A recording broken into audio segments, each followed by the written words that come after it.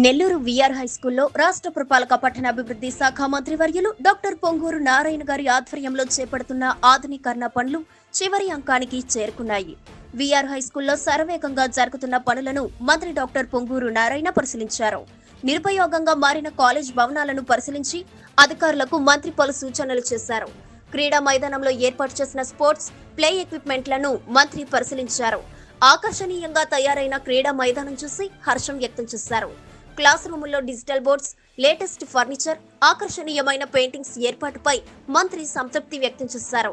అందరూ ఆశ్చర్యపడేలా we are high school ను సిద్ధం చేసిన ఎన్సీసీ సిబ్బందిని అభినందించారు. మంత్రి ఆలోచనలకు అనుగుణంగా ప్రారంభానికి ముస్తాబవుతున్న పేద పిల్లల సరస్వతి నిలయం పట్ల మంత్రి నారాయణ చేస్తున్న కృషిని పలువురు కొనియాడారు.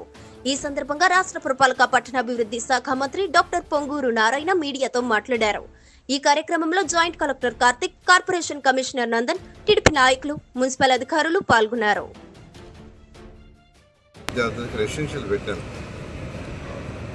ఇంటర్ తోటే ఫౌండేషన్ ఐఐటి 150 మంది నెల్లూరు కార్పొరేషన్లో వాళ్ళు, 150 మంది ఇతర జిల్లాలలో కూడా చాలా చక్కగా జరిగింది. ఎంతోమంది పిల్లలు ఐఐటి, ఎన్ఐటి, మెడికల్లో జాయిన్ అయ్యారు. అయితే దురదృష్టం ఏంటంటే గత ప్రభుత్వం హాస్టల్ తీసేసింది. అయితే ఎలక్షన్స్ ముందు నేను నెల్లూరు ప్రజలకు ప్రామిస్ చేశాను, ప్రభుత్వం రాగానే ఈ స్కూల్ని రీఓపెన్ చేస్తానని, ఒక మంచి స్కూల్గా పేదలు నిరుపేదలకి ఒక మంచి హై క్వాలిటీ ఆఫ్ ఎడ్యుకేషన్ చేస్తానని ఆ మాట తప్పకుండా యాక్చువల్గా ఈ స్కూల్ మొత్తాన్ని అటు ఎన్సీసీ వాళ్ళు, నారాయణ గ్రూప్లో ఉన్న మా యొక్క చిల్డ్రన్ వాళ్ళిద్దరి యొక్క సపోర్ట్ ఈ స్కూల్ మొత్తాన్ని చాలా అందంగా తీర్చిదిద్దారు. ఇందులో పిల్లలకు కావాల్సిన అన్ని ఫెసిలిటీస్, అంటే మ్యూజిక్ రూమ్ కావచ్చు, డ్యాన్స్ రూమ్ కావచ్చు, రోబోటిక్ రూమ్స్ కావచ్చు, కంప్యూటర్ రూమ్స్ కావచ్చు, physics, chemistry, biology rooms, activity rooms, అది కాకుండా చక్కగా బయట స్పోర్ట్స్, డిఫరెంట్ స్పోర్ట్స్ యాక్టివిటీస్, ఇవన్నీ చాలా చక్కగా ఏర్పాటు చేశారు. ప్రతి క్లాస్ రూమ్లో కూడా చక్కగా interactive board, 84 inches interactive board పెట్టారు.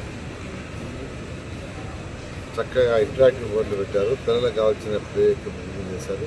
నిజంగా I'm appreciating both NCC and our children. చాలా చక్కగా చేశారు.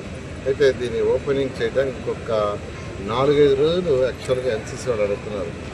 ఇంకొక 4-5 డేస్ అన్న ఇవ్వండి సార్, కంప్లీట్గా పూర్తిగా కంప్లీట్ చేసి హ్యాండ్ ఓవర్ చేస్తాం. చిన్న చిన్న ప్రజెక్ట్స్ ఉన్నాయని. అయితే ముహూర్తం, మంచి ముహూర్తం తీసుకుంటే ఈ సోమవారం కాకుండా నెక్స్ట్ మండే అయితే 30th వస్తుంది. 30th బాగుంది, ఆ రోజు ఓపెన్ చేయమన్నారు. అయితే దీన్ని ముఖ్యమంత్రి గారి దగ్గరే బిల్డింగ్స్ ఇనాగ్రేషన్ ఇస్తాం. అయితే స్కూల్స్ అన్నీ ఓపెన్ అయిపోయినాయి, పిల్లలకు లేట్ కాదు కాబట్టి క్లాసెస్ స్టార్ట్ చేసుకోమన్నాం. హెడ్ మాస్టర్కి ఏం చెప్పారంటే, మీరు క్లాసులు స్టార్ట్ చేసేది బిల్డింగ్ ఇనాగ్రేషన్ నెక్స్ట్ మంత్లో ముఖ్యమంత్రి గారి దగ్గర చేయిస్తామని యాక్చువల్గా చెప్పడం జరిగింది.